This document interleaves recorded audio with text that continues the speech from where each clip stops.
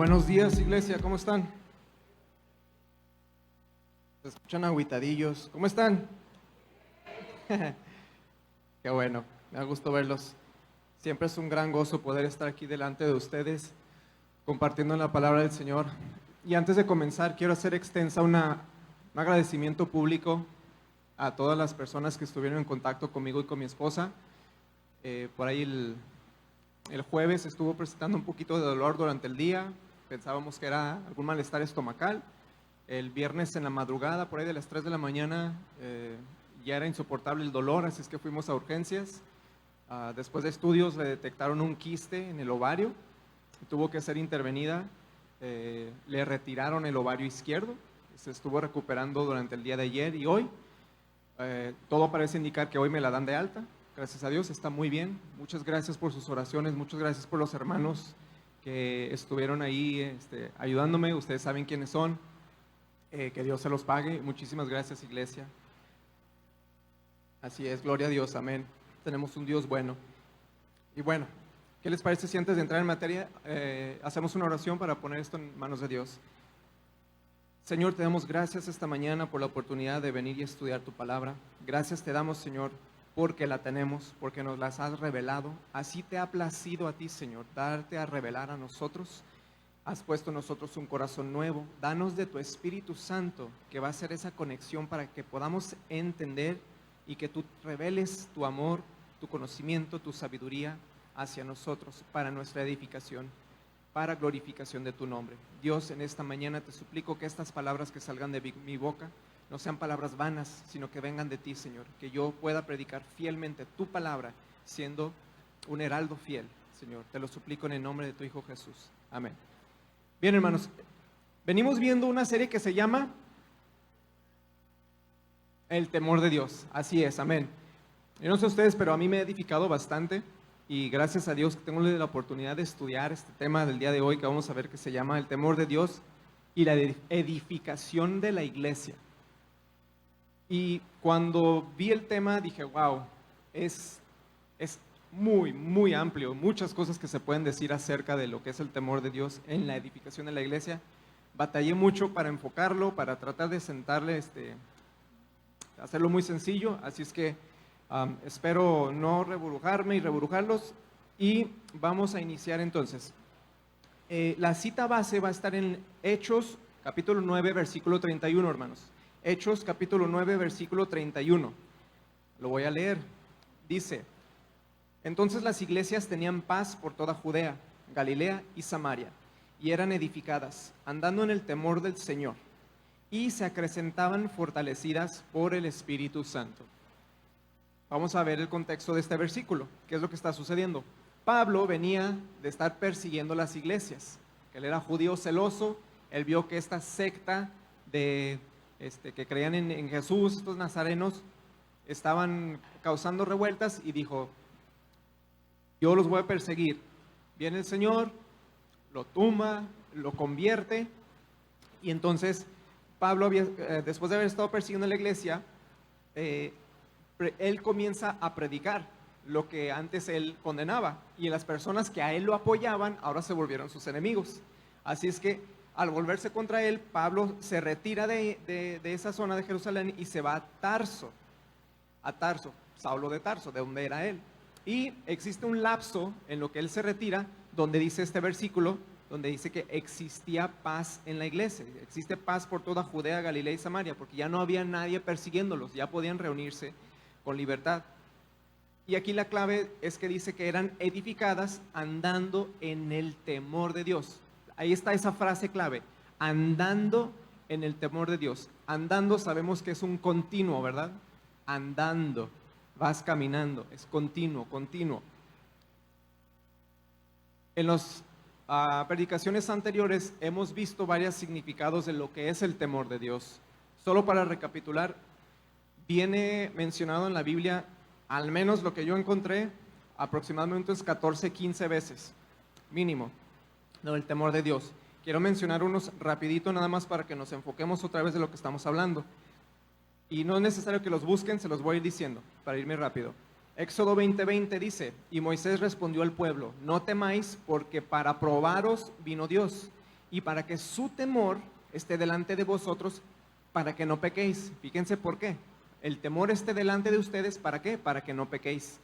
Levítico 19:14, no maldecirás al sordo y delante del ciego no pondrás tropiezo, sino que tendrás temor de tu Dios. Es diciéndoles, no vas a hacer esto. ¿Por qué? Porque debes de tener temor de tu Dios. Levítico 19:32, delante de las canas te levantarás y honrarás el rostro del anciano, y de tu Dios tendrás temor. Otra vez, es una indicación, ¿cómo debes de comportarte? ¿Por qué? Porque debes de tener temor de Dios. Levítico 25:36, no tomarás de él usura ni ganancia, sino tendrás temor de tu Dios, y tu hermano vivirá contigo. Levítico 25:43, no te enseñorearás de él con dureza, sino tendrás temor de tu Dios. ¿Se fijan? Son indicaciones. Si harás esto, no harás aquello. ¿Por qué? Porque tendrás temor de tu Dios. Job 4:6, ¿no es tu temor a Dios tu confianza? Ya hablando de la fe, ¿dónde tenemos nuestra fe, nuestra confianza? ¿No es tu temor a Dios tu confianza? Salmos 36:1, la iniquidad del impío me dice al corazón, no hay temor de Dios delante de sus ojos. No hemos escuchado de repente de la gente cuando estás platicando cierta cosa de que, no, es que él se comporta de esta manera, así, así, así, así. Este hombre no tiene temor de Dios. A eso se refiere, que no tienen conciencia de lo que están haciendo, no les importa si Dios se agrada o no se agrada de lo que están haciendo. Efesios 5:21, someteos unos a otros en el temor de Dios. ¿Hablando de qué? Una actitud, hablando de un comportamiento. Ahora, en esta última es donde vamos a anclarlos. 2 Corintios 7:1. Así que, amados, puesto que tenemos tales promesas, limpiémonos de toda contaminación de carne y de espíritu, perfeccionando la santidad en el temor de Dios. Pues todo esto que les acabo de leer, hermanos, el temor de Dios lo está manejando como una actitud, como un comportamiento, una conducta. Haz esto en el temor de Dios. No hagas esto para que tengas temor de Dios. Tomando esto que estamos platicando, me pregunto yo, ¿cómo era la actitud de la iglesia primitiva? La iglesia cuando nació en Jerusalén, cuando estamos hablando de este pasaje en Hechos, cuando Pablo ya fue convertido y había paz, ¿cómo eran ellos? ¿De qué manera se manifestaba este temor de Dios? Bueno, vamos a ver un caso específico, va a estar en Hechos capítulo 5 del 1 al 11.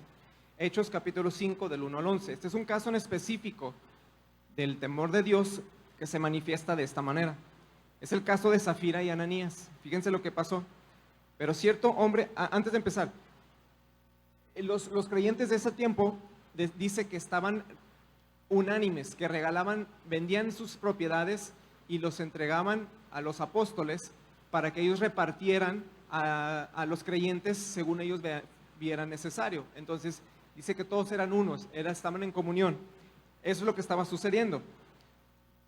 Entonces dice, pero cierto hombre llamado Ananías, con Zafira su mujer, vendió una heredad y sustrajo del precio, sabiéndolo también su mujer, y trayendo solo una parte, la puso a los pies de los apóstoles. La vendió por 5,000 pesos y dijo, bueno, me quedo con 1,000 y nomás voy a entregar 4. Y dijo Pedro, Ananías, ¿por qué llenó Satanás tu corazón para que le mintieses al Espíritu Santo y sustrajeses del precio de la heredad? Reteniéndola, ¿no se te quedaba a ti? Y vendida, ¿no estaba en tu poder? ¿Por qué pusiste esto en tu corazón? No has mentido a los hombres, sino a Dios. Básicamente le está diciendo, oye Ananías, ¿para qué hacías eso? O sea, ya era tuyo el terreno. Si lo vendías y te quedabas el dinero, pues ya era tuyo para gastar. Y si no lo vendías, pues ya era tuyo. ¿Para qué haces esto de que pues te doy 4,000 y yo me quedo con 1,000? Mejor no lo hubieras hecho. Al oír Ananías estas palabras, cayó y expiró. Y vino un gran temor sobre todos los que lo oyeron. Levantándose los jóvenes, lo envolvieron y sacándolo, lo sepultaron. Pasado un lapso como de 3 horas, sucedió que entró su mujer, no sabiendo lo que había acontecido.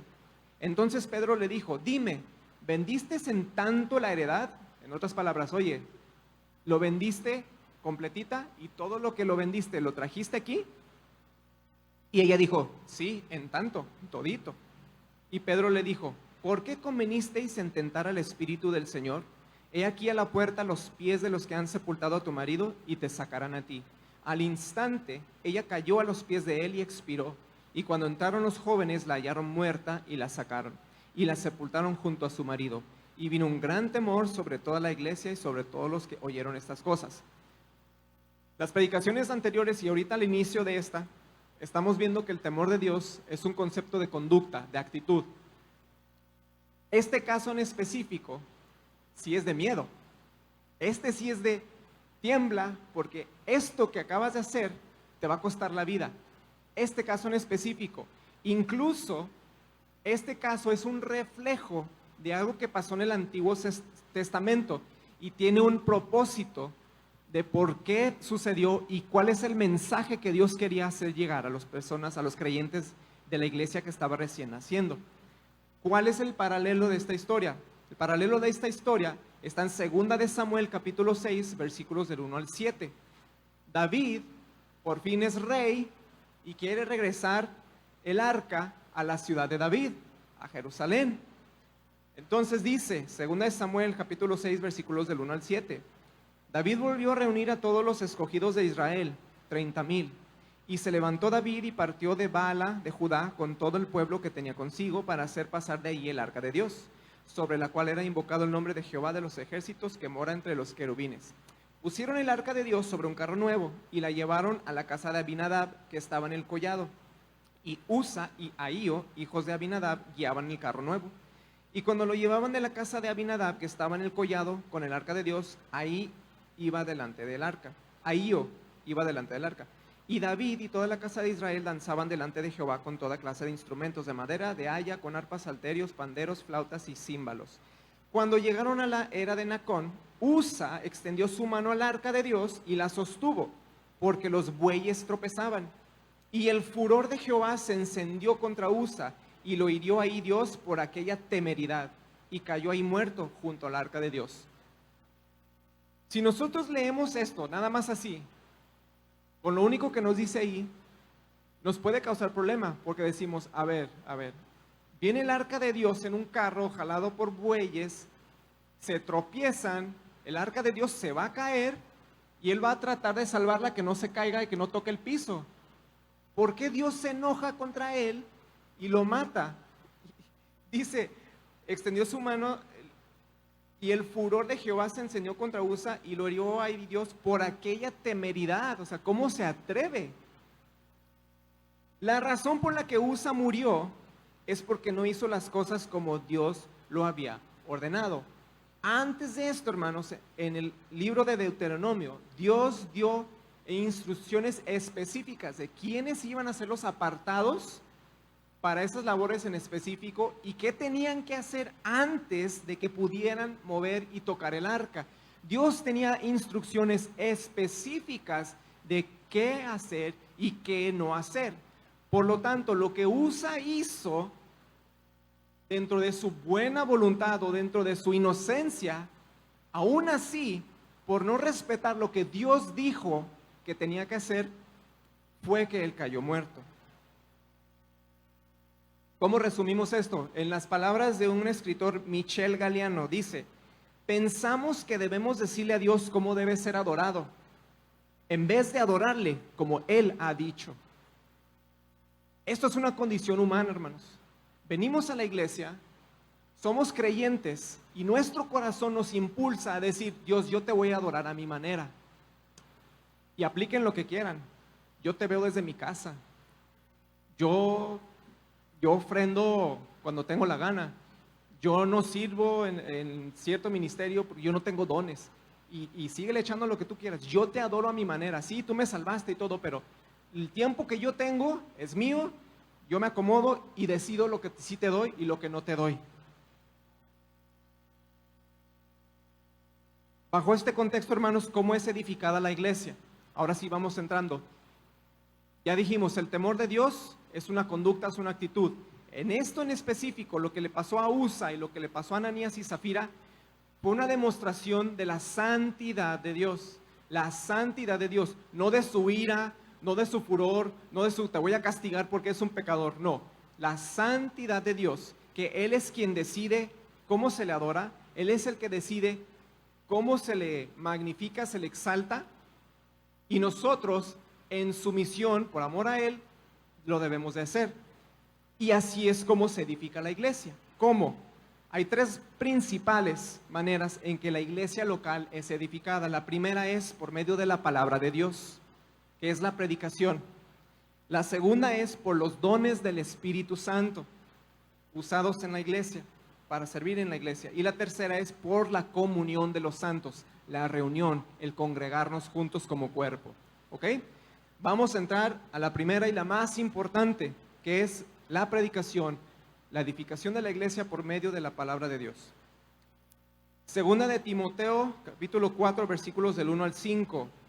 Pablo le dice a Timoteo: te encarezco delante de Dios y el Señor Jesucristo, que juzgará a los vivos y a los muertos en su manifestación y en su reino, que prediques la palabra, que instes a tiempo y fuera de tiempo, redarguye, reprende, exhorta con toda paciencia y doctrina. Porque vendrá tiempo cuando no sufrirán la sana doctrina, sino que teniendo comezón de oír, se amontonarán maestros conforme a sus propias concupiscencias, y apartarán de la verdad del oído y se volverán a las fábulas. Pero tú, sé sobrio en todo, soporta las aflicciones, haz obra de evangelista, cumple tu ministerio. Las mujeres estuvieron llevando un libro que hablaba de la sana doctrina. Y yo les voy a ser sinceros, yo me chuté las transmisiones de las mujeres porque estaba muy bueno. Y platicaban lo de la sana doctrina y cómo proviene de una palabra que prácticamente significa sin mancha o limpio o sin alteración, la sana doctrina. Ahorita vamos a meternos un poquito más en esto, de lo que eran las enseñanzas de los apóstoles, que no se le agregara ni se le quitara nada, que no lo cambiaran. Si se fijan, Pablo le dice a Timoteo, va a venir gente que te van a querer cambiar lo que estás enseñando. No van a querer enseñar sana doctrina, sino que tendrán comezón de oír, quieren escuchar algo que les guste. Se amontonarán maestros, va a haber muchos, conforme a sus propias concupiscencias, a su propio deseo, lo que ellos quieren predicar, lo que ellos quieren enseñar. ¿Cuáles son las doctrinas falsas? ¿Cómo vamos a poder identificar esto? Ok, Benjamín, vamos a edificarnos por medio de la sana doctrina. ¿Cuál es? ¿Yo cómo lo voy a identificar? ¿Cómo sé si me están enseñando correctamente? Le dice Pablo también a Timoteo en Primera de Timoteo capítulo 1 del 3 al 7. Primera de Timoteo capítulo 1 del 3 al 7. Como te rogué que te quedases en Éfeso cuando fui a Macedonia, para que mandases a algunos, no enseñen diferente doctrina, manera de parafrasear que sí sea sana doctrina, ni presten atención a fábulas y genealogías interminables que acarrean disputas, más bien que edificación de Dios que es por fe, así te encargo ahora. Esa está clave, edificación de Dios que es por fe. Nosotros somos salvos ¿por qué, hermanos? ¿Por obras o por fe? El Evangelio.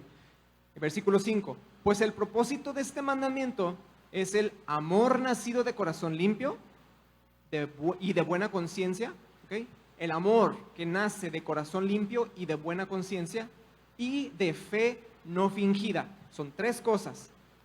Y estas tres cosas, hermanos, engloban el Evangelio. Primero, el amor nacido de corazón limpio. ¿Cuántos de nosotros tenemos un corazón limpio? Por naturaleza no lo tenemos.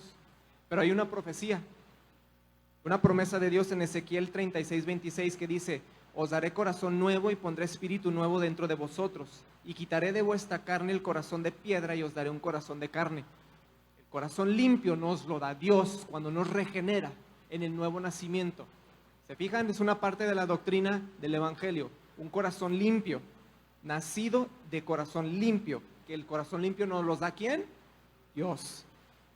El amor nacido de corazón limpio y de buena conciencia. ¿Qué significa buena conciencia? La primera carta de Pedro, capítulo 3, versículos 16 y 17 dice: teniendo buena conciencia, para que en lo que murmuran de vosotros como de malhechores, sean avergonzados los que calumnian vuestra buena conducta en Cristo. ¿Sí entendimos? Aquellos que hablan mal de ti, como si tú fueras alguien que tiene una conducta mundana, ellos sean avergonzados por tu buena conducta en Cristo. Eso es tener una buena conciencia. Y aguas aquí, porque dice, los que murmuran de ustedes como si fueran malhechores sean avergonzados de lo que calumnian. Oigan, hermanos, con toda honestidad, y no me contesten, si alguien viene y habla mal de ti diciendo que tú eres así, así, así, ¿ellos serían avergonzados o serías avergonzado tú? Así que, ¿tendrían razón de lo que dicen? O sea, nosotros mismos con nuestra conducta callaríamos su boca. Eso es tener una buena conciencia, sabiendo que aunque lo que digan de mí, mi conciencia está tranquila porque yo sé que estoy conduciéndome de acuerdo a lo que Dios me ha pedido. Versículo 17 de 1 Pedro 3 dice, porque mejor es que padezcáis haciendo el bien si la voluntad de Dios así lo quiere, que haciendo el mal. Me llama mucho la atención que dice, es mejor que padezcas haciendo el bien que haciendo el mal. Dice, a ver, espérame, o sea, ¿que vas a padecer? Pues sí, vas a pasar por tribulaciones, vas a pasar por cosas difíciles, pero dice, es mejor que padezcas haciendo el bien, si la voluntad de Dios así lo quiere, que haciendo el mal, porque así glorificamos a Dios. Y tercer punto de ese versículo 5 de 1 Timoteo, el amor nacido de corazón limpio, que Dios te lo dio, Dios te lo da, de buena conciencia, que es nuestra conducta, que esto es producto del corazón limpio, son obras producidas por un nuevo nacimiento que te da la buena conciencia, y de fe no fingida. ¿Cuál es la fe no fingida? Una fe genuina, una confianza puesta completamente en Dios, entera, sin dudar, sabiendo que de Él viene la dádiva de la fe. Versículo 6 de 1 Timoteo 1, de las cuales cosas desviándose algunos se apartaron a vana palabrería, queriendo ser doctores de la ley, sin entender ni lo que hablan ni lo que afirman. En otras palabras, está diciendo que se desvían del evangelio. ¿Okay? Le está advirtiendo a Timoteo, Timoteo, ahí te va, te explico otra vez, ¿qué fue lo que te enseñé? Esas tres cosas, el mandamiento que es el amor nacido de corazón limpio y de buena conciencia y de fe no fingida. Resumido, esto es el evangelio, el nuevo nacimiento, las obras que produce el nuevo nacimiento y la fe genuina, ¿ok? De esto se van a desviar aquellos que son falsos maestros, te van a decir algo que es diferente a esto que te estoy diciendo. Estos maestros no tienen temor de Dios. Estos maestros enseñan lo que a ellos les conviene, no lo que dice en su palabra. Volvemos a lo que decía al principio. Dios nos pone una directriz y te dice, por aquí es donde quiero que te vayas. Y estas personas dicen, esto me conviene a mí, por acá nos vamos a ir. Agárrense porque ahí va ahora sí. Enseñando cosas como ¿qué? Vamos a empezar cosas fuera de la iglesia cristiana. Fuera de la iglesia cristiana. ¿Alguien conoce las enseñanzas de los mormones? ¿Quién es Jesús para los mormones? Como la mayoría de los cristianos, los mormones creen que Jesucristo es el Hijo de Dios y el Creador del mundo. Sin embargo, los mormones tienen la creencia distintiva de que Dios el Padre y Jesucristo son dos seres separados. A ver si los que me están escuchando y saben distinguir contra qué están hablando ahí. Dos seres separados. Los mormones creen que Dios y Jesucristo están completamente unidos en su amor perfecto por nosotros, pero que cada uno de ellos es un ser distinto con su propio cuerpo glorificado y perfecto. Hermanos, ¿cuál doctrina están negando los mormones? ¿Cuál? ¿Que Jesús es Dios? No, sí creen que Jesús es Dios. La Trinidad, un solo Dios. La Trinidad y el monoteísmo. En realidad, los mormones son politeístas. Por si no lo sabíamos, los mormones son politeístas. Ellos enseñan que nosotros podemos llegar a ser dioses. Créanme, si se empiezan a meter ahí, wow, la teología de los mormones está tremenda. Esa es una. Los musulmanes, ¿qué enseñan los musulmanes? Ah, por cierto, ¿esto es el evangelio que enseñaron los apóstoles? No. Musulmanes. Los musulmanes creen que Jesús no fue crucificado y mucho menos que murió en la cruz. Era el plan de los enemigos de Jesús el crucificarlo y matarlo. pero Dios lo salvó y lo elevó hacia sí. La apariencia de Jesús fue colocada sobre esta otra persona. Y los enemigos de Jesús aprendieron a este hombre, lo capturaron a este hombre y lo crucificaron pensando que era Jesús. ¿Qué están negando los musulmanes, hermanos? Que Jesús murió en la cruz. Para empezar, aquí no lo mencioné, pero los musulmanes, ellos sí no creen que Jesús es Dios. Para ellos, explícitamente su religión enseña que si tú crees que Jesús es Dios, tú te vas al infierno. Es blasfemia. Alá es el único Dios y no es trinitario. Si niegas la muerte de Jesús, por ende niegas su resurrección. Por default, si Él no se murió, pues entonces no resucitó. Y esto resulta en negar que Jesús es Dios. ¿Este es el evangelio que enseñaron los apóstoles? No es la sana doctrina. Testigos de Jehová enseñan que Jesucristo fue el primer ser creado por Jehová Dios. Jehová Dios creó a Jesús como un espíritu semejante a la divinidad. Clave, semejante a la divinidad en algún punto del tiempo antiguo previo a la creación. ¿Qué significa? Que Jesús en la teología de los testigos de Jehová no es eternamente coexistente con el Padre. Jesús es creación. ¿Esto es enseñanza de los apóstoles? No, no es sana doctrina. Ellos niegan la preexistencia eterna de Jesús con el Padre y todavía dicen que Jesús es el arcángel Miguel. Y eso significa que también niegan la Trinidad. Católicos romanos, ellos tienen muchas, pero voy a mencionar una nada más. ¿Alguien ha escuchado la palabra transubstanciación? Sí, levanten la mano así rápido. ¿Quién ha escuchado transubstanciación? Ah, mira, varios. Qué bueno.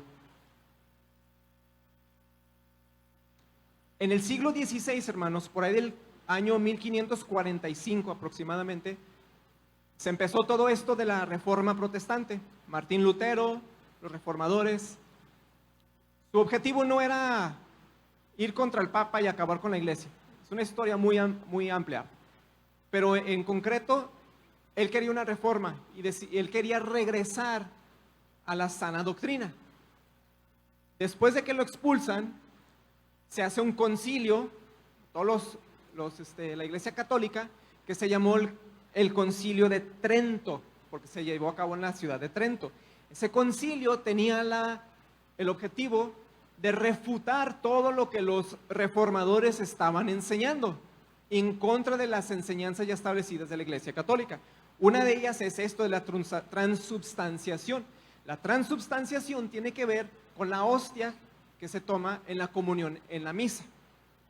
El concilio de Trento dice: si alguno negare que en el santísimo sacramento de la Eucaristía se contiene verdadera, real y sustancialmente el cuerpo y la sangre, juntamente con el alma y la divinidad de nuestro Señor Jesucristo, y por ende, Cristo entero, si alguien niega eso, sino que dijere que solo está en él, en la hostia, como en señal y figura por su eficacia, sea anatema. Explicado de otra manera, cualquier persona que diga que en la hostia no está literalmente el cuerpo y la sangre de Jesús, en cuerpo, alma y vida, completamente, y si tú dices, es un simbolismo, anatema. Esa es una enseñanza oficial del Concilio de Trento que hasta el día de hoy está vigente en el Catecismo de la Iglesia Católica Romana. Todos, creo, tal vez estoy muy seguro que todos los que estamos aquí estamos excomulgados, somos anatemas porque no creemos esto, hermanos. Esto es fuera de nuestras paredes aquí nosotros donde nos reunimos. Y está fácil apuntar hacia afuera, ¿no? Pero ¿qué pasa dentro de la iglesia, hermanos? Dentro de la iglesia. Y les voy a mencionar unas cosas que yo vi para no pisar callos y no apuntar dedos a personas o iglesias de otro lado, ¿ok? Algo que yo escuché cuando estaba recién nacido en el Evangelio, en la primera iglesia donde me congregaba. Jesús era rico. Su oficio de carpintero era bien pagado. ¿Por qué me enseñaban esto en esa iglesia? Porque con esto querían justificar que te debe de ir bien económicamente por ser creyente. Tú eres un hijo de Dios, un hijo del rey, un coheredero, te debe de ir bien, porque Jesús era rico. Así lo enseñaban, hermanos. Jesús era rico. ¿De dónde sacaban esa información? No sé. En ese tiempo yo no me lo cuestionaba. Malamente. Otra, Jesús comía bien. Él llevaba una dieta saludable. Él no se metía en su cuerpo cosas que no eran. ¿Eso dónde viene o qué comía? ¿Herbalife o qué comía? ¿Por qué enseñaban eso? Porque en esa iglesia de donde yo iba, los pastores vendían productos de nutrición. Entonces tú ibas, y el domingo te decían la prédica, fíjate, Jesús llevaba un estilo de vida así, así, así, así, iba al gimnasio y bueno, exagero, no decían eso. Comía bien, él cuidaba su dieta, no se metía cosas en su cuerpo, es que imagínense el Hijo de Dios. Entonces te desarrollaban todo el tema y al final te decían, ¿verdad? Si quieres ser como Jesús, aquí están estos productos. Y ándala, que te la soltaban, ¿verdad? Y uno ahí sinceramente, ingenuo, ahí vas a ver, caray, pues para ser santo como Jesús, para tener la vida, estilo de vida como Jesús, pues vamos a tomar vitaminas, ¿verdad? Ahí va otro, este está fuerte. Jesús tiene un tatuaje. Así. Jesús tiene un tatuaje. Apocalipsis 19:16. Habla acerca de Jesús cuando viene, que viene sobre un caballo y trae se me fue la palabra, su manto, y dice que a la altura de la cadera trae unas letras que dice, no recuerdo, pero el que viene, o el rey poderoso, no me acuerdo lo que dice exactamente. ¿Perdón? Rey de reyes, Señor de señores. Gracias, hermano. Entonces, al leerlo así, eso lo toman ¿para qué? Para justificar de que pues, yo me voy a tatuar, porque Jesús tenía un tatuaje. A ver, ok, una cosa es que te quieras tatuar, hazlo, y eso ya serás confrontado en tu conciencia por Dios en su momento. Pero es muy diferente que tuerzas las escrituras para querer enseñar, no solamente que está bien, sino que Jesús mismo lo tenía o lo hizo. Eso ya es completamente salido, hermanos. Eso está muy mal. Y esta última, y eso está bien arraigado y lo hacemos de manera inconsciente, hermanos. Decláralo y decrétalo porque tu boca tiene poder. Díganme dónde en la Biblia los apóstoles enseñaban esto. Y esto es delicado, hermanos, porque yo lo aprendí así durante años en esa iglesia. Declara con fe, si tienes fe se sanará. ¿Y qué pasa? Ahí estamos declarando, decretando, y la persona no sana y me decepciono de Dios. Me decepciono porque yo no tengo suficiente fe.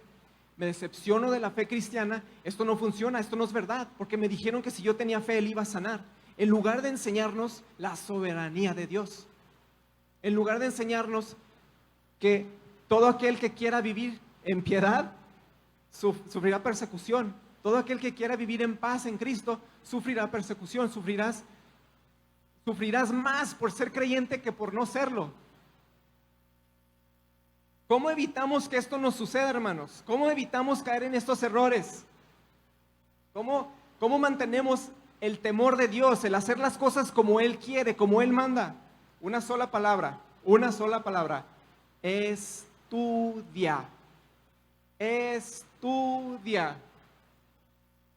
No es ponte de rodillas, suplícale a Dios una doble porción de unción para que te revele y los ojos se te pongan en blanco y te tuerzas en el piso y de repente te levantas y tienes una revelación mística y comprendes las cosas escondidas de Dios.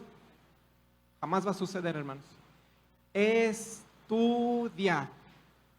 Tenemos un lugar privilegiado en la historia de la humanidad. ¿Saben cuántas personas tuvieron que morir para que esto nos llegara a nuestras manos? En miles de traducciones, en tantas versiones en tu mismo idioma, para que tú y yo lo tengamos ahí. Y vamos y buscamos algo que nos guste escuchar, te lo mastican, te lo dan en la boca, ten, esto te va a gustar. Oh, voy a ser rico.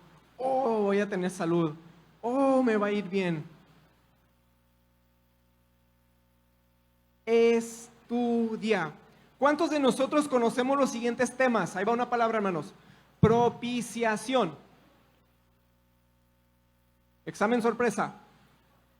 Términos básicos del cristianismo. Propiciación. ¿Alguien que sepa? Que no sea el hermano Gerardo. Propiciación. ¿Qué es, hermano?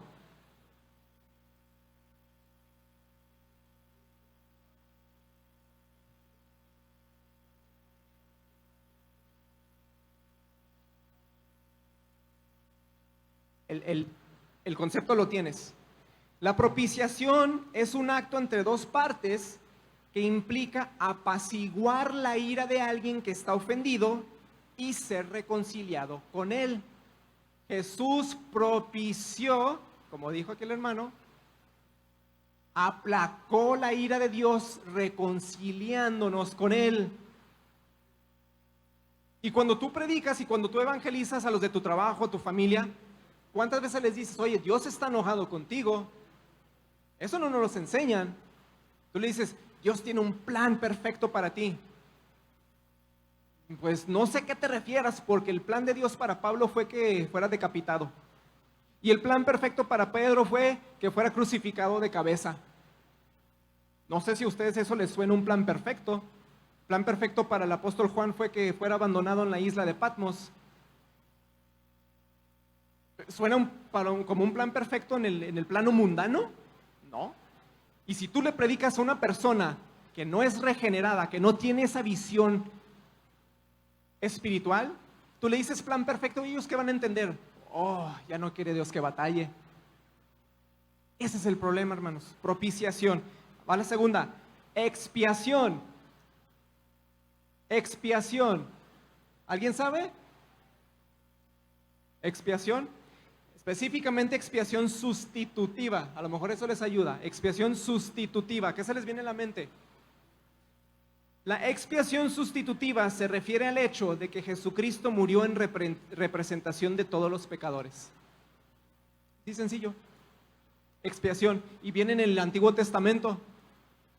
En lo que han escuchado cuando están hablando de que no, que iba a hacer tal cosa y me iban a regañar, pero vino fulano y me salvó. Oh, fue mi chivo de expiación. ¿Se han escuchado ese término? No, pues para nosotros no sufrir, que no nos corran, no sé qué, vamos a sacrificar a él, que lo corran a él y nos quedamos nosotros. Él va a ser el chivo de expiación. A eso se refiere. Alguien que toma el lugar tuyo para que tú no tengas que sufrirlo. Esa es la expiación. ¿Quién lo hizo por nosotros? Cristo. Cosa que dijimos ahorita que los musulmanes niegan, ¿verdad? Porque Jesucristo no murió, según ellos. Ahí les va otro un poquito más difícil. Bueno, no sé, las 5 solas de la Reforma Protestante. ¿Alguien que haya escuchado hablar de las 5 solas de la Reforma Protestante?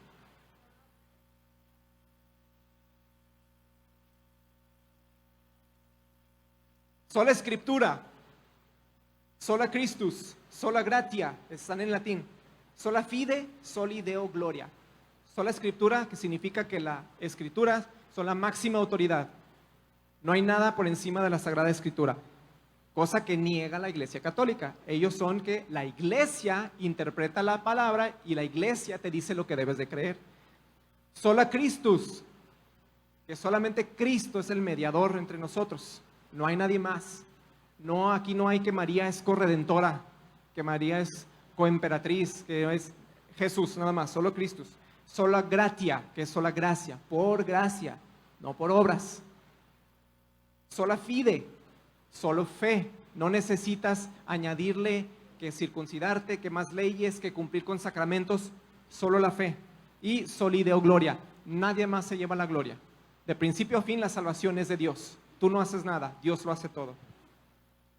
Y va el último, y antes de decirles qué es, bueno, les voy a decir qué es, a ver si alguien puede decirme lo que dice. Betty no, tú te lo sabes. El credo de los apóstoles, hermanos. Credo de los apóstoles. Lo voy a empezar a decir y si se lo saben, completan la frase, ¿eh? Muchos de ustedes van a saber. Creo en un solo Dios, Padre Todopoderoso, Creador del cielo y de la tierra. ¿Qué sigue? De todo lo visible y lo invisible. ¿Se saben todo el resto? ¿Quiénes como yo estuvieron en la iglesia católica durante años y se lo sabían de memoria y lo repetían? Yo. ¿Y saben una cosa, hermanos? ¿Cómo? ¿Dos? Hay dos. Hay dos, exactamente hay dos.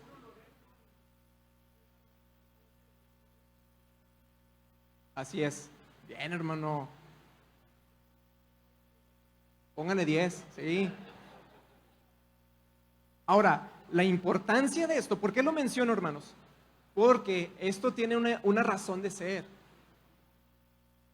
Esto del credo de los apóstoles y muchas otras cosas más, las que acabo de mencionar, las 5 solas, la expiación, la propiciación, estos temas, estas palabras, estos términos, tienen su razón de ser. Han pasado miles de años de la iglesia, el nacimiento de la iglesia, han venido grandes maestros, padres de la iglesia que nos han dejado mucho material y que nos han preparado el camino para mantenernos dentro de la sana doctrina y nosotros no volteamos a verlos. Muy apenas agarramos la Biblia, mucho menos vamos a andar investigando de dónde vienen las cosas. El credo refuta, este credo que acabamos de ver, refuta la mayoría de las herejías internas de la iglesia, al igual que las otras corrientes de pensamiento que atacan a la iglesia desde afuera. ¿Por qué existe el credo apostólico, hermanos? ¿Por qué? Se desarrolló aproximadamente en el siglo IV, cuando quedó ya cimentado. En el cuarto siglo existían lo que se llamaban los gnósticos. Los gnósticos creían en algo que se llama dualismo. El dualismo separa lo que es de la carne y lo que es del espíritu. A lo que es de la carne le llama todo maldad y a lo que es del espíritu lo llama pureza. Entonces, el problema de ellos no era admitir que Jesús era Dios. Ellos decían, sí, Jesús es Dios. Ellos negaban que Jesús era hombre, que era humano. Entonces, sacan este credo donde dice, creo en un solo Señor Jesucristo, Hijo único de Dios, nacido del Padre antes de todos los siglos, que refuta ahí a los testigos de Jehová, que vimos que es creación. Dios de Dios, luz de luz, Dios verdadero de Dios verdadero, engendrado, no creado, de la misma naturaleza del Padre. Cada frase, hermanos, tiene su razón de existir. Tenía su porqué, lo estudiaban y lo decían para refutar esas herejías, para mantenerse dentro de la sana doctrina y nosotros no las conocemos. Honestamente hablo por mí. Yo cuando salí de la iglesia romana, cruz, cruz, que se vaya María y venga Jesús, yo ya no quería nada, me quedé escamado. No, poco a poco Dios me ha mostrado. Hay un dicho en inglés que dice, no tires toda la bañera, no tires al bebé junto con el agua de la bañera. Es un dicho en inglés. Cuando terminas de bañar un bebé, ¿qué haces? Lo sacas y tiras el agua, ¿verdad? Quedó sucia. Ese dicho se refiere a que no porque tú piensas que algo está malo, el agua está sucia, no tires todo junto, no lo tires todo. Razónalo, examínalo, escudriñalo. ¿Bajo qué? Bajo la palabra. La palabra te va a decir si es verdad o no. Vamos a continuar porque aquí me voy a quedar. Para los que estamos en el púlpito, esto no es opcional. No podemos pretender enseñar algo que nosotros mismos no conocemos y entendemos. Mira lo que se necesita para ser predicador. Así rápidamente. 2 Timoteo, capítulo 2, 24 y 25. Le dice Pablo a Timoteo, porque el siervo del Señor no debe ser contencioso, sino amable para con todos, apto para enseñar, sufrido, que con mansedumbre corrija a los que se oponen, por si quizá Dios les conceda que se arrepientan para conocer la verdad. ¿Cómo vas a corregir a alguien si no sabes tú la verdad? Para nosotros que estamos acá arriba, no es opcional. Para los que somos cuerpo de la iglesia y tenemos otro don, otro ministerio, otra área donde servimos, casi yo me atrevo a decirles, ustedes también saben que no es opcional tampoco. Si realmente quieren conocer a Dios, tenemos mucho que hacer, mucho material, tenemos mucho por aprender, ¿ok? Esto es referente a la palabra de Dios, hermanos. En la iglesia, la manera en que es edificada la iglesia, número uno, por la palabra de Dios. La sana doctrina. Busquemos las enseñanzas que nos llevan hacia la tradición histórica de las enseñanzas apostólicas. Número dos, la manera en que la iglesia es edificada por los dones del Espíritu Santo. Dicho de otra manera, sirviendo en tu iglesia. La iglesia es edificada cuando nos servimos los unos a los otros con los dones que el Espíritu Santo nos ha repartido. Primera de Corintios, capítulo 12, 25 al 31. Vosotros pues sois el cuerpo de Cristo y miembros cada uno en particular. Y aún nos puso Dios en la iglesia primeramente apóstoles, luego profetas, los terceros maestros, luego los que hacen milagros, después a los que sanan, los que ayudan, los que administran, los que tienen don de lenguas. ¿Son todos apóstoles? ¿Son todos profetas? ¿Todos maestros? ¿Hacen todos milagros? ¿Tienen todos dones de sanidad? ¿Hablan todos en lenguas? ¿Interpretan todos? Puras preguntas retóricas. ¿A poco todos pueden hacer de todo? No, cada quien tiene su función aquí. Versículo 31, procurad pues los dones mejores, mas Dios muestra un camino aún más excelente. Hasta ahí. Vámonos a Romanos, Romanos capítulo 12, versículos 4 al 9. Porque de la manera que en un cuerpo tenemos muchos miembros, pero no todos los miembros tienen la misma función, así nosotros siendo muchos somos un cuerpo en Cristo y a todos miembros los unos de los otros. De manera que, teniendo diferentes dones, según la gracia que nos es dada, si el de profecía, úsese conforme a la medida de la fe. O si de servicio, en servir.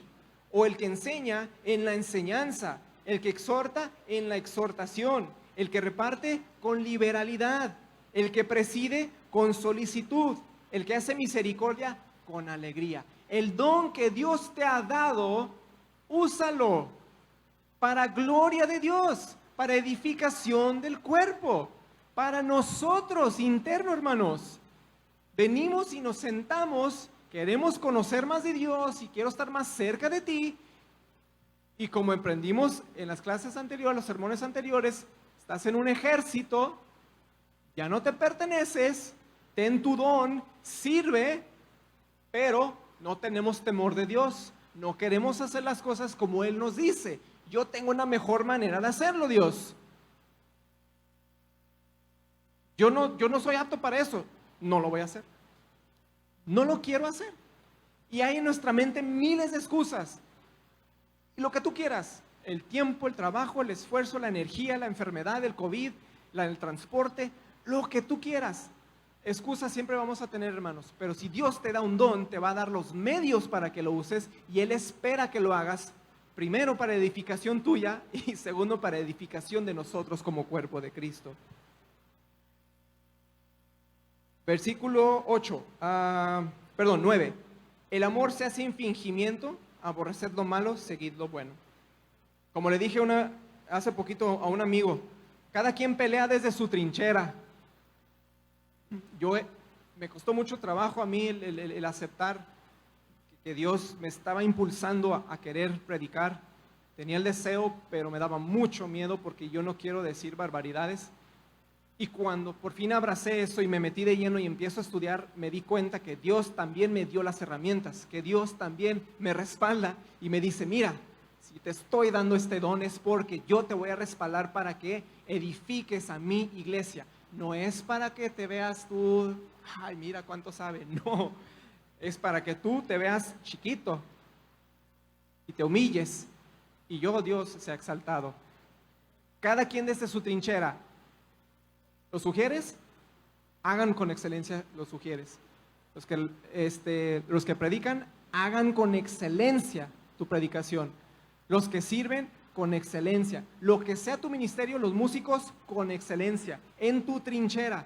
Y Dios va a traer a las personas necesarias. No te hagas pato. No te hagas pato. Si es para ti. Una de las señales de ser creyente, y lo vimos el jueves pasado con el pastor Pedro en el estudio, una de las señales del ser creyente que vive en el temor de Dios, que hace las cosas como Él lo pide, es que anhela servir a sus hermanos en Cristo. Tienes el deseo, hermanos. Y aquí te hago la pregunta y no me contestes. Aquí sí te hago la pregunta. Autoevalúate en este momento. ¿Tienes el deseo de servir? ¿Tienes el deseo de extenderle la mano a tu hermano? Si no lo tienes, en serio, evalúate. Y te lo digo con mucho amor y respeto, porque te estás autoengañando, ¿eh? Nada más vienes a sentarte. Perdón que te lo diga de esa manera, pero si tú no sientes nada de servir, examínate, examina tu corazón, porque un fruto del Espíritu Santo, un fruto del creyente, es poner su vida al servicio de los demás. Tercer manera en que la iglesia es edificada por medio del temor de Dios, por la comunión de los santos, las reuniones. Dice Hebreos 10:25, no dejando de congregarnos como algunos tienen por costumbre. Pues parece que le dice a nosotros, ¿verdad? Sino exhortándonos, y tanto más cuanto veis que aquel día se acerca. ¿Cuál día? El día del Señor, el día del regreso de Jesucristo. No me tomen a mal lo que voy a decir, hermanos, ¿eh? Una cosa es ser prudente y otra es ser hipócrita. No vienes a la iglesia, pero sí te andas paseando en galerías o sales de viaje. A Dios nadie lo engaña, más bien te estás autoengañando para apaciguar tu conciencia. ¿Qué fue lo que vimos al principio del sermón? De los 3 puntos de la sana doctrina. El amor nacido ¿de qué? Corazón limpio y de buena conciencia. Buena conciencia. Las cosas y las cosas que haces y las decisiones que tomas, nada más tú sabes por qué. Tú y Dios. Yo no puedo ver tus pensamientos. Yo no puedo ver tu corazón. Puedo asumir, puedo ver, puedo juzgar. Y también Dios va a ver eso en mí. Pero tú sí sabes. Tú sabes muy bien por qué sí vienes o por qué no vienes. Y si tienes buena conciencia, te felicito. Dios está trabajando en ti. Y si ahorita que te estoy diciendo esto, hay algo que redarguye en ti, bendito sea Dios porque está teniendo misericordia de ti. Evalúa por qué haces las cosas. Ten buena conciencia. Nos congregamos, hermanos. Nos congregamos porque todos tenemos un propósito que cumplir dentro de la iglesia, dentro del cuerpo. Yo puedo decir y puedo admitir que yo no soy el santo de devoción de todos. Es normal, todos somos humanos, todos tenemos aquella personita que tú dices, ay, te amo en el amor de Cristo, te amo en el amor de Cristo, debo amarlo. Esto es normal, hermanos, esto pasa. Pero tiene un propósito. Es diferente la gente secular, la gente que no tiene a Dios también. Nadie te va a decir nada, te cae mal, pues no le hables y mándalo allá y ya. Tú por tu lado, él por el suyo y se acabó. En el cuerpo de Cristo es diferente. No va a dejar de existir esa persona que no te sienta bien, que no compagina contigo, pero tiene un propósito. Nos afilamos el uno al otro. Nos bendecimos el uno al otro. Hay alguien que me saca de mis casillas. ¿Por qué? Porque ese es un área de mi vida que yo debo de trabajar. En perdonarlo, en cambiar yo. No en ponerme de rodillas y decir, Dios, es que porque Él es así. Cámbialo, no lo soporto. No, Dios. ¿Qué tengo en mi corazón que me hace rechazarlo si es mi hermano en Cristo? ¿Qué tengo yo que cambiar, Dios, para amarlo de a de veras, a mi prójimo? Y entregarme a Él. Que la palabra, eso sí enseña. Aquellos que hacen el bien, aquellos que te son agradecidos y que te pueden pagar, pues qué ganancia tienes, qué mérito tienes. Hasta los incrédulos lo hacen. La palabra te enseña que haz el bien a tu enemigo. Ora por tu enemigo. Si te dan en la mejilla, pon la otra. Te piden tu saco, dale 2. Eso enseña en la Escritura. Y no lo podemos hacer ni siquiera aquí adentro en la iglesia, hermanos. Nuevamente, evalúate. ¿Lo estás haciendo? Y si lo estás haciendo, ¿por qué?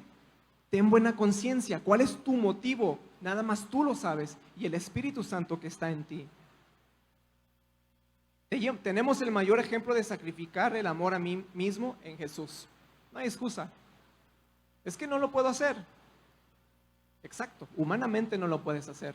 Y no intentes hacerlo humanamente. Dice la palabra que la carne se opone a las cosas del Espíritu. No quiere ni puede. Y tú puedes decir, Benjamín, no, es que yo sí quiero, yo ya desarrollé un espíritu humilde y sí quiero servir. Adelante, inténtalo. Pero la palabra dice que no quiere, y si tú dices que sí quieres, pues lo siguiente dices que no puedes. Adelante, no vas a poder. En la carne no vas a poder. Y si tú crees que lo estás haciendo, otra vez, buena conciencia. ¿Por qué lo estás haciendo? ¿Cuál es tu motivación? Vamos a cerrar, hermanos. Recordando que esto lo hacemos en el temor de Dios, es decir, a su manera y no la nuestra, vamos a ver qué es lo que le dijo Dios a una de las iglesias que existía en el primer siglo. Apocalipsis capítulo 3 versículos 14 al 22. Recuerden, hermanos, en contexto, Juan está escribiendo de una visión que él tuvo y le están diciendo, escríbele a las 7 iglesias que están en Asia. Es decir, literalmente existían esas iglesias. Estas cartas son para ellas. El contexto de lo que vamos a leer está dirigido a una iglesia, específicamente a la iglesia de Laodicea. Dice, versículo 14, y escribe al ángel de la iglesia en Laodicea, he aquí el amén, el testigo fiel y verdadero, el príncipe de la creación de Dios, dice esto, Jesús, diciéndole a ellos, yo conozco tus obras, que no eres ni frío ni caliente. Ojalá fueses frío o caliente. Pero por cuanto eres tibio y no frío ni caliente, te vomitaré de mi boca. Se lo está diciendo a la iglesia, hermanos. A la iglesia, no a una persona en específico. Porque tú dices, yo soy rico y me he enriquecido y de ninguna cosa tengo necesidad. Las mega iglesias, mira toda la gente que viene. Yo soy rico, tenemos estacionamiento, tenemos área de niños, tenemos 2 plantas, tenemos 7 sedes. Somos ricos, no me falta nada, Dios me ha bendecido. Y no sabes que tú eres un desventurado, miserable, pobre, ciego y desnudo. La iglesia, hermanos. Por tanto, yo te aconsejo, en el temor de Dios, que de mí compres oro refinado en fuego para que seas rico. Jesús le está diciendo a la iglesia, a mí cómprame oro refinado en fuego. ¿Qué significa, hermanos? Vamos hacia Jesús, vamos a Jesús a buscar de Él lo que tenemos que hacer, la manera que Él quiere ser adorado, que Él nos dé el corazón limpio, que Él nos dé la buena conciencia, el que Él nos dé una fe genuina. Para que seas rico y vestiduras blancas para vestirte. ¿Quién nos regenera? ¿Quién nos hace nacer? ¿Quién nos reviste? Jesús. Y que no se descubra la vergüenza de tu desnudez.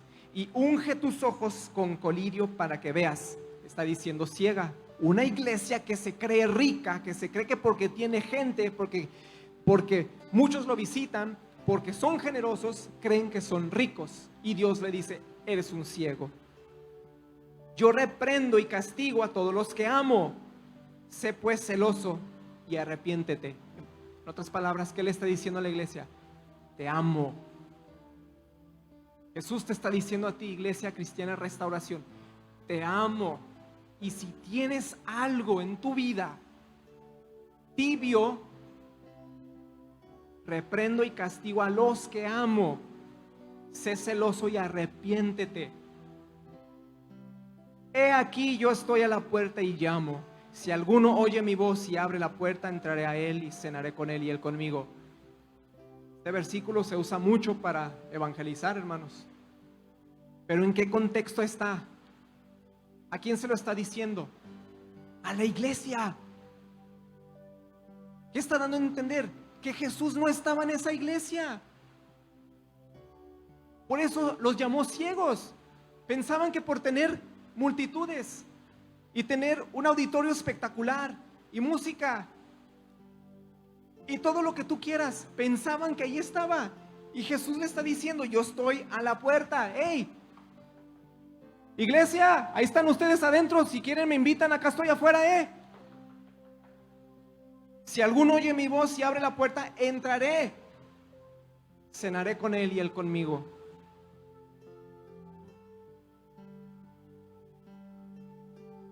Me voy a brincar al versículo 22. El que tiene oídos, oiga.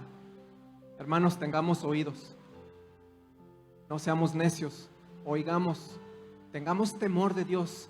Hagamos las cosas como Él las pide, no como nosotros queremos. Y es imposible si no tenemos la ayuda del Espíritu Santo, porque nuestro corazón es engañoso. Y nos va a decir que por donde vamos es correcto. Y nos va a reafirmar. Si tú te preguntas a ti mismo, ¿voy bien? Sí, pues voy bien. Digo, pues a lo mejor fallo de repente, pero voy bien. No te autoexamines así. Ponte a contraluz y mírate a través de aquí. Y vas a ver todo lo que te falla. Y eso es bueno. Si no identificas los problemas, no los vas a poder corregir. Y con la ayuda del Espíritu Santo es que vamos a edificar la iglesia. Y con Jesucristo aquí. ¿Y cómo va a estar aquí? Si hacemos las cosas a su manera, no a mi manera. Sirviendo, aprendiendo la palabra de Dios. Estudia, por favor, con mucho amor, te lo suplico. Estudia las Escrituras, estudia la historia de la iglesia, estudia. Ama a Dios, conócelo, aprende doctrina sana.